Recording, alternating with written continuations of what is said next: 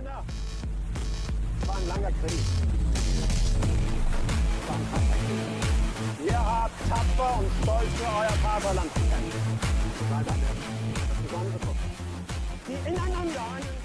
Hey everyone, Hydra Hut here, and we're going to talk about some manga today. Actually, probably my next 3 videos are going to be about that. But first off, this is To the Abandoned Sacred Beasts, Volume 1. This is presented by Maybe. Presented by being written and drawn by. Maybe is actually a mangaka team. It's 2 people, a writer and an artist. And for whatever reason, they go as the name Maybe. I didn't really look into them any farther than that, but they do good work. As for what this is about, I'm just going to go ahead and read you the back. I'll explain it a little bit, show you what it looks like, and try not to ruin anything. So, during a protracted civil war that pitted the North against the South, the outnumbered Northerners used dark magical arts to create monstrous super soldiers, incarnates.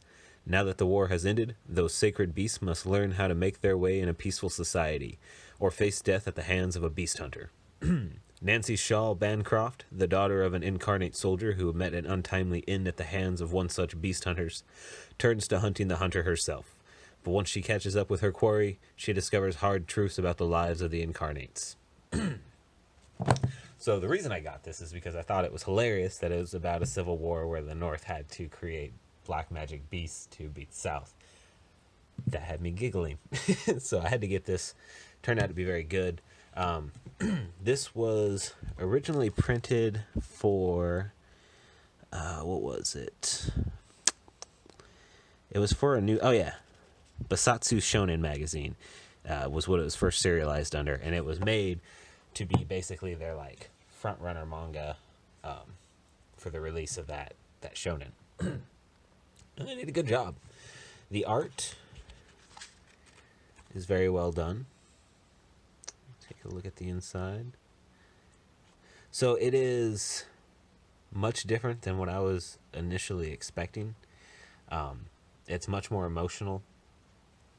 And, like, not that there's a bunch of crying or tears or anything like that, but just the storyline, it has a lot of that same emotional impact, and not at the same level, but that, like, Old Yeller has.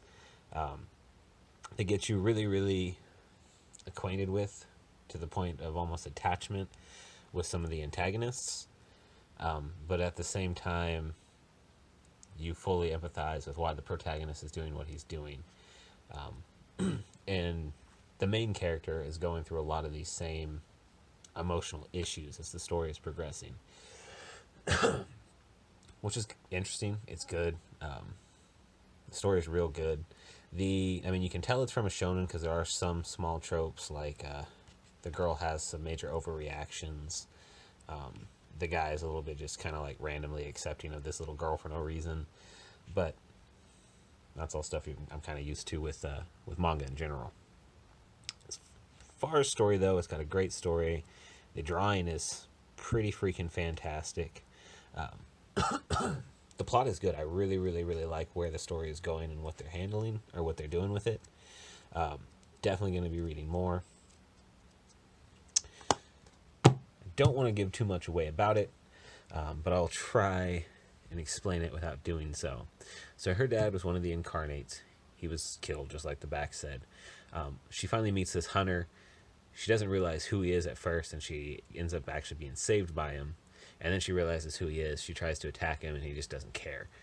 She also finds out that the hunter is an incarnate himself. So he knows all these people that he's hunting down. Knows them personally. And in some instances is the sole responsibility why these people became incarnates was because of this guy.